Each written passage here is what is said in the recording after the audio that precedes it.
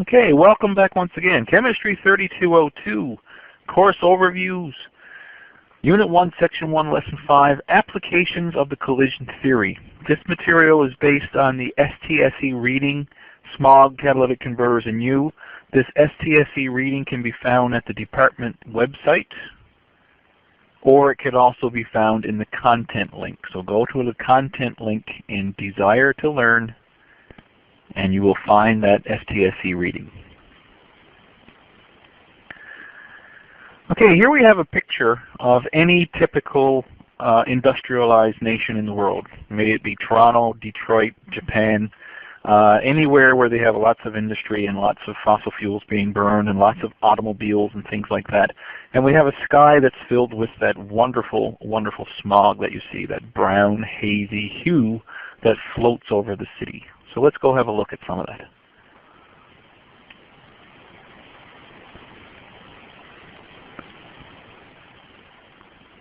Okay, well, first of all, we have to define what smog is.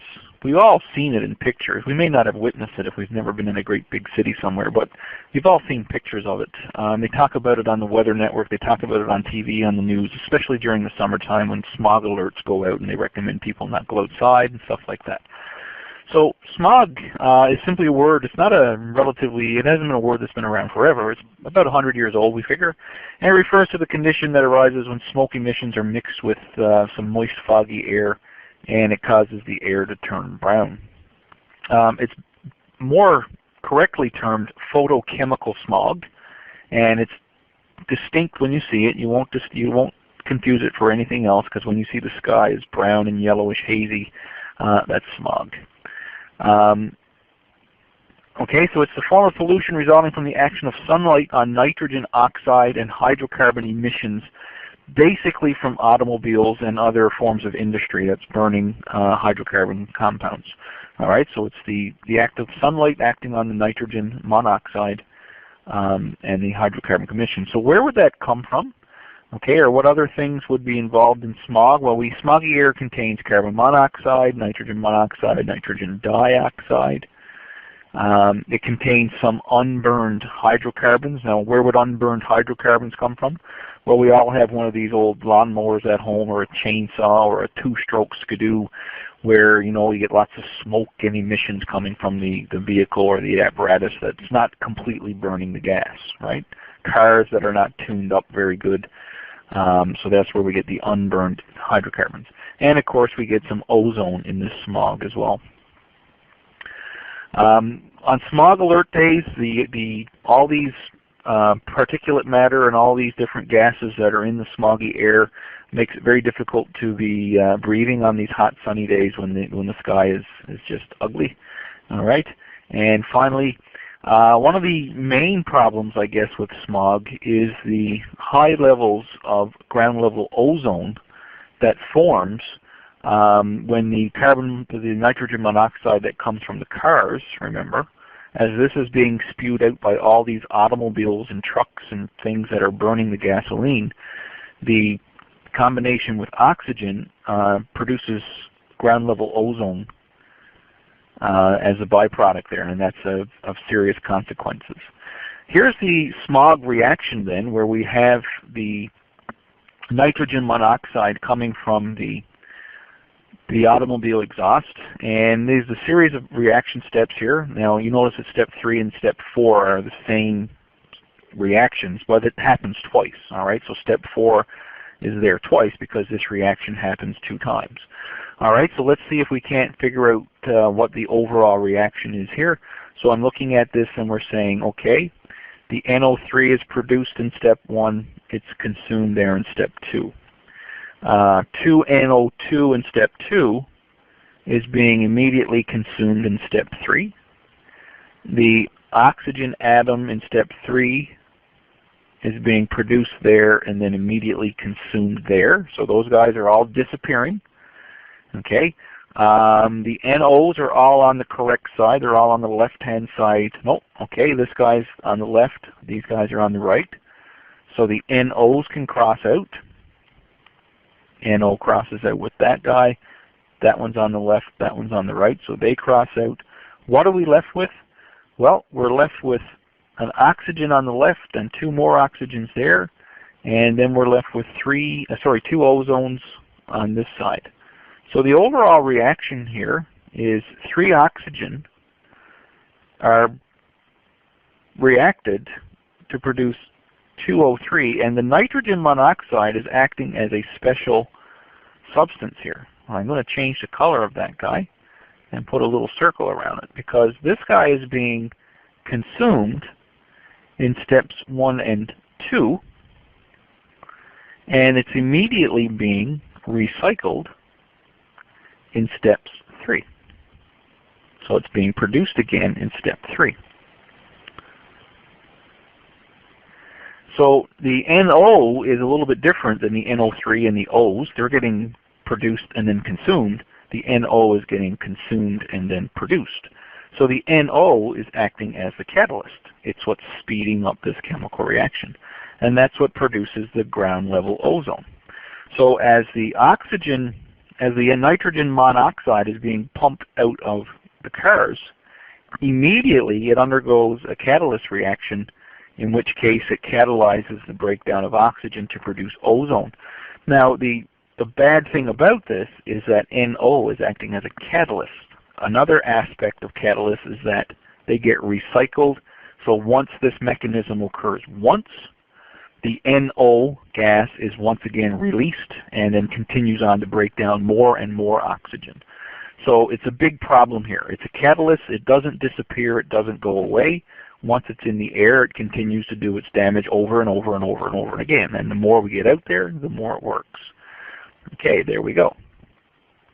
So you might be thinking, all right, let's go back here. Well, we're producing ozone. In a previous lesson, we looked at the breakdown of the ozone layer from the catalyst of oxygen with chlorine. Remember that, from CFCs and things. So we might say, well, if the ozone layer is being depleted and I'm driving my car and I'm producing nitrogen monoxide, and the nitrogen monoxide is going to make more ozone, isn't that a good thing? And the answer to that is absolutely not. Ozone in the upper atmosphere is good because it's screening out the UV ultraviolet radiation. But at ground level, ozone is a very, very problematic compound. And in the upper atmosphere it's good, but where it's occurring in the lower atmosphere is that it's an irritant. It's a respiratory tract irritant. It irritates your eyes. If it causes irritation of your lungs and whatnot, then it's going to cause you to be under stress. You're not going to get enough oxygen to your heart and your rest of your body, and then it causes all kinds of problems for people with lung disease and heart disease, like old elderly people, people with asthma, bronchitis, emphysema. These people really want to stay away from smog because it causes stress to their system. Okay, so at ground level, ozone is a nasty. We don't want it at ground level. Okay, so how do we deal with it? Well, the question would be is, if the production of NO is catalyzing ground level ozone, what we want to do is try and get rid of the catalyst. So if we can go over here and say, let's get rid of, in step 1, let's get rid of the NO. So if we stop step 1 from happening, step 1 produces NO3. So by stopping step 1, we are now going to stop step 2, and then the whole mechanism is going to stop because we don't have step 1 that's being fulfilled. And that's true for any one of these things here. If we remove any one of these guys, if we remove the oxygen from the equation, then step 1 is not going to move ahead. All right? So what we're looking at then is if we can somehow remove the NO before it gets out to the air, that we should be able to solve this problem. So that's what the chemists started to look at. And what they came up with was the modern day catalytic converter. And they put this on the cars for 2 purposes. And I've got a little footnote there because this is important. One role of the catalytic converter is to take the carbon monoxide that's produced along with the nitrogen monoxide, and it changes the nitrogen monoxide to nitrogen, which is already in our atmosphere, and carbon dioxide. All right, so in the process of changing this, what's happened is the nitrogen monoxide gets converted to nitrogen. So NO is going to N2 gas. And if you look back at this mechanism, There's no nitrogen here. We've taken this out of the equation, so we stopped this reaction from happening by removing the NO. Okay? The other thing that happens here with the catalytic converter is, remember all these unburned hydrocarbons if your car is not functioning very well? The catalytic converter, when it gets really hot, what it does is starts burning up these unburned hydrocarbons, and it gets rid of it. And okay, and the unburned hydrocarbons, of course, are a large part of what's in the smog. Okay, there's several different designs of catalytic converters on the market. Most of them contain some kind of inert metal that act as catalysts, things like palladium, platinum, rhodium. These things are very, very precious these days. Like an ounce of palladium and platinum are going for like $2,000 an ounce, more precious than gold. And that's what's in the catalytic converter of your car. The catalytic converter is designed to maximize surface area. Okay, so we want to get the maximum amount of surface area, and we know how important surface area is because if we increase surface area, we increase reaction rate. And we want this to happen very efficiently and very quickly. So what we're trying to do is inside the catalytic converter, it's like a mesh. If you look at this picture here, you can see the little holes. It's like a mesh or a sieve that the gas is pushed through, and it's the surface of this mesh that the palladium and platinum are coating, and that's where the reaction would take place, on the surface of this mesh. If we just had one great big chunk of platinum here, it wouldn't be very efficient because the only place the exhaust would hit would be the outside of the chunk of the platinum, and that would be no good because that's a very minimal amount of surface area. So what they do is they make a mesh out of it so that we get lots of surface here that's going to be in contact with the exhaust as it gets pumped through the system. So if we increase the surface area, we increase the reaction rate. Okay, here's the chemical reaction that we're talking about up above. The carbon monoxide reacts with the nitrogen monoxide to produce nitrogen and carbon dioxide. So that's the reaction of the catalytic converter. All right, so that's the catalytic converter reaction.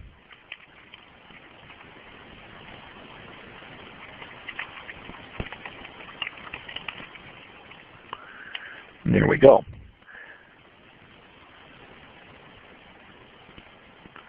Okay, if we look at the placement of the catalytic converter on our car, generally we want to have the catalytic converter up close near the engine. Now we could have easily put it anywhere in the exhaust system. This is the muffler back here. But we want the catalytic converter right up nice and close to the engine for a very good reason. Because we want to make sure that the catalytic converter is very hot. And again, this is another factor that affects reaction rates, isn't it? The hotter something is, the more likely that the collisions are going to be more intense, and more molecules that are going to come in contact with the catalytic converter now are going to have the energy that's required to chemically react. So very important to have it hot, and that's why the catalytic converter would be up close to the engine. That's where the exhaust would be the hottest. So it's going to increase the frequency of collisions when it's hot, and it's going to cause more intense collisions. So surface area, because of the honeycomb design and the placement of the catalytic converter close to the engine, very important. And the very fact that the catalytic converter here is a catalyst, by its very nature, we say that it never gets used up. So you should never ever have to replace the catalytic converter on your car, because what's inside that will last forever and it will never get used up. All right, so it should last forever because it's a catalyst. Catalysts are recycled. They do their job. They're recycled to be used again and again and again. All right, they're recycled. Here's the reaction mechanism then that's going on inside the catalytic converter. Now there's a couple important features of this mechanism. There's two forms of carbon monoxide. There's a form in the gaseous state, and this would be the free-moving carbon monoxide gas that's being pumped through the exhaust. As this carbon monoxide gas comes in contact with the platinum surface of the catalytic converter, it sticks on. And we now say that the carbon monoxide is in a different state. It's now adhered to the surface of the catalyst. So what happens is the platinum or the palladium would cause this guy to say, hold on, stay right there, stay here, I'm not finished with you yet, I want to do a chemical reaction, stay there, right? Stick around. And that's what that means, it's adhered. So as we go through this, these are two different forms of carbon monoxide. They're not the same. So let's see if we can't start crossing some things out here. The carbon, what do we cross out here? Oh, CO add crosses out because once it sticks on, it does its job, right? So the carbon monoxide sticks to the surface of the platinum, does what it has to do, and then all of a sudden what happens here is it's getting released again in step 4. So the adhered carbon monoxide gets released and then it done what it had to do. So I can cross that guy out. That one gets crossed out. Okay, what else can cross out here? The oxygen O gas gets crossed out there. Okay, the nitrogen adhered. Okay, so not only does carbon monoxide get adhered to the surface, so does the nitrogen. That crosses out. And that's about it. So the overall reaction, as we wrote on the other page here, is the carbon monoxide plus the nitrogen monoxide gets converted on the surface of the platinum catalyst to produce carbon dioxide and nitrogen gas. Okay, so in this case the platinum metal is not involved in the chemical reaction. Nowhere in this mechanism are you seeing platinum. So it's very difficult to say, well, which one of these we crossed out is the catalyst. Well, none of them. They're all intermediates. They're all produced and then immediately consumed. So what we're saying then is that the platinum is simply offering a surface for the gases to stick on to. They do what they got to do, and then the gases are released. Okay? So the catalytic converter is great here because it's removing the nitrogen monoxide gas that initially was causing the production of ground level ozone. So the result is the amount of ground level ozone is seriously and drastically reduced, which is a good thing. Now you might be thinking, well, that's a good thing, but look at all the carbon dioxide gas. Yeah, well, you know, that's just one of the things in this chemical reaction. You're going to get a little more carbon dioxide gas than you already got. Okay? There we go. Okay, now one of the problems with catalytic converters is in the early days, back in the 50s and 60s, we used to use leaded gasoline. A lot of the gasoline back in those days was straight run gasoline. It wasn't branched. And straight chain gasoline tend to cause the engine to not be efficient. The gasoline wouldn't burn very fast, and the engine would go through something called knock or engine run-on. Right? The gasoline vapors that was left in the engine would continue to combust, even though the engine was turned off. And that wasn't a good thing, so the gasoline couldn't burn very fast. What they did was they introduced what was called leaded gasoline, and that's this guy over here. It's called tetraethyl lead. And what's happening here is the carbons are stuck on the lead, and we've got this branching structure which causes the gasoline, or the 8 carbons, to burn much more quickly than it normally would. All right? So what we're seeing then is that the leaded gasoline was added for a purpose to cause the anti-knocking to go away to make the car engine burn more quickly. Now that was good for those types of engines. It wasn't good for the environment because this lead was being pumped out of the cars as the tetraethyl lead was being burned, and the lead was being spewed out in the air, and you were getting lead vapors and whatnot, and lead is poisonous. The other problem here with leaded gasoline is that once catalytic converters came on the scene, the lead actually sticks to the surface of the platinum catalyst. And by sticking to the surface of the catalyst, it actually removes that portion. It gums it up. It clogs up the catalyst by sticking to the surface. And once the surface of platinum is covered over with the lead, then the platinum is no longer exposed, and the platinum can't do its job. So what happens is, if you burn leaded gasoline in a modern car, that it would clog up the catalytic converter, and that would cause all kinds of trouble, and that wouldn't be very good. So leaded gasoline is taken off the market in most countries. Okay? In places where leaded gasoline is still on the market, they probably have their catalytic converter cut out of their exhaust system, which is illegal in Canada. You must have a catalytic converter on your car.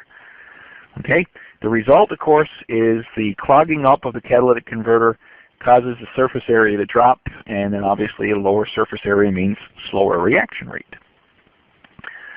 Okay, finally then we said, well, we have to do something with the fuel. The purpose of adding lead in the first place was to try and make the gasoline burn quicker.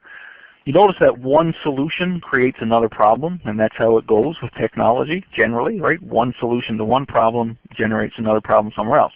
So we want the gasoline to burn more quickly, so they said, all right, to solve that problem, what they came up with was something called MTBE,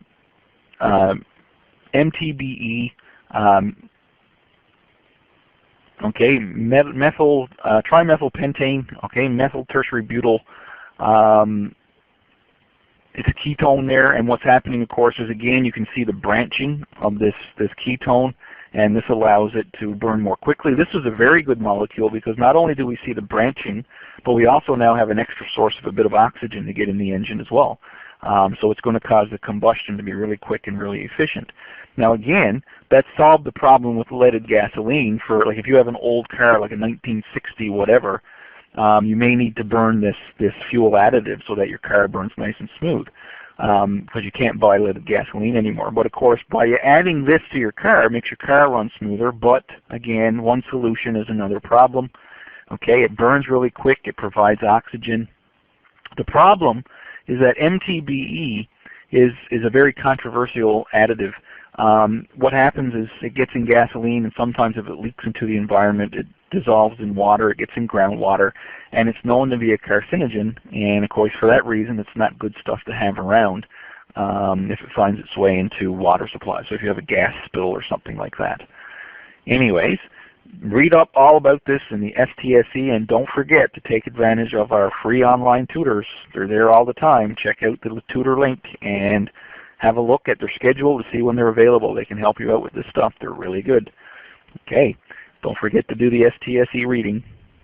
Bye.